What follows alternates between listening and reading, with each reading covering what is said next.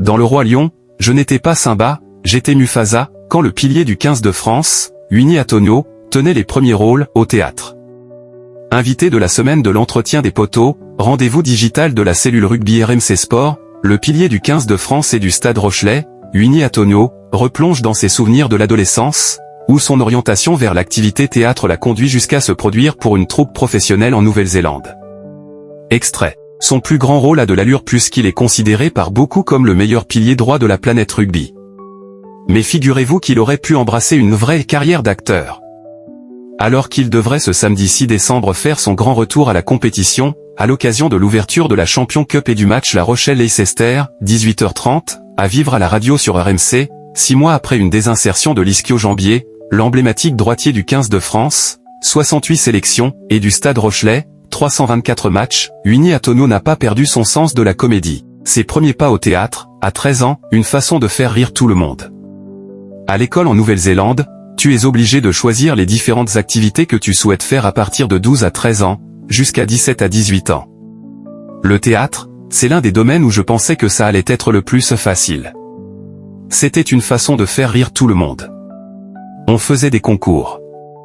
Ils choisissaient par exemple 12 personnes pour aller en Angleterre, au Blackfriars Théâtre de Shakespeare. Mais je ne l'avais pas fait, celui-là. Mon frère, lui, est allé plus loin. Il était même à la télé pendant quelques années. Et aujourd'hui, il est principal dans une école, un genre de CFA pour les jeunes acteurs. Son attirance pour le cinéma asiatique, je n'aurais jamais été Jackie Chan, mais j'adorais regarder des films japonais, chinois, coréens. Il y avait toujours une histoire derrière ces films que je trouvais vraiment énorme. J'ai habité 2 ans à Hong Kong, je les regardais avec les sous-titres. Et Jackie Chan, c'était... Ce que j'adorais avec lui, c'est qu'il faisait tous ses stunts, ses cascades, tout seul. Il n'y avait pas de cascadeur. Aujourd'hui, tous les mecs, quand ils sautent d'un hélicoptère, ce n'est pas eux, c'est leur doublure. Mais lui, il faisait tout. Je trouvais ça énorme, j'adorais regarder tous ces films par rapport à ça. Jamais je n'aurais été Jackie Chan, mais... Je l'ai rencontré une fois.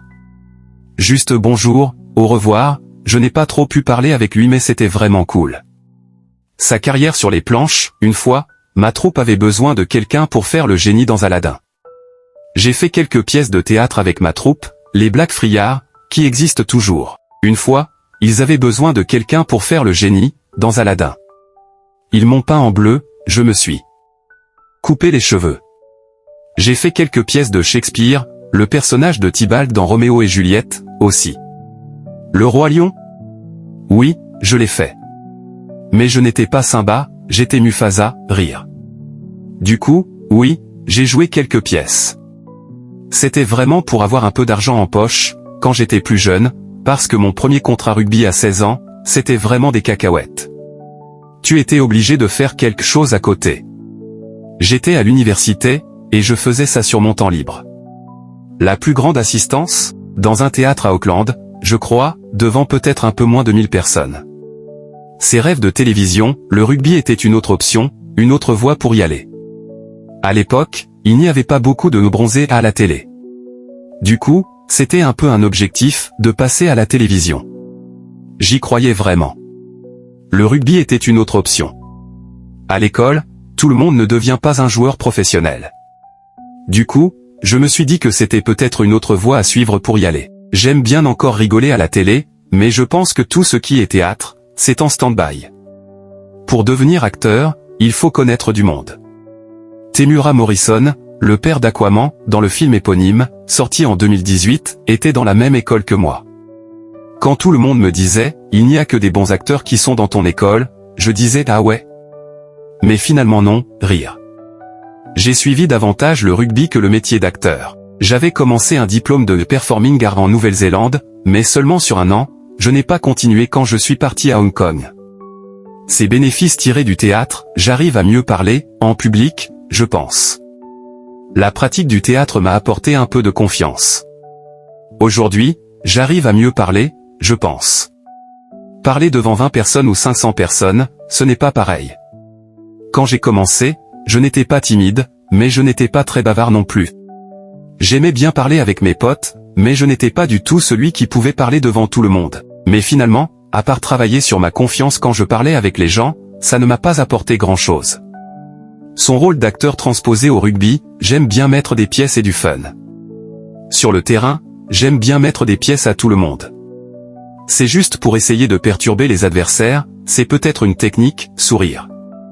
Le plus dur, dans son nouveau rôle de coach de la mêlée, au moment des feedbacks après les matchs, c'est de rester sérieux. Tu es obligé. Je sais que les jeunes vous diront que je suis toujours dans le fun, que j'aime bien rigoler. Si on recule en mêlée, j'aime bien dire ouais, vas-y, t'as joué en roller ou quoi? C'est aussi une technique aussi pour gagner la confiance des joueurs. Par contre, après, derrière, il faut assumer. Parce que le jour où je vais reculer en mêlée, ils vont tous rigoler. Du coup, j'aime bien mettre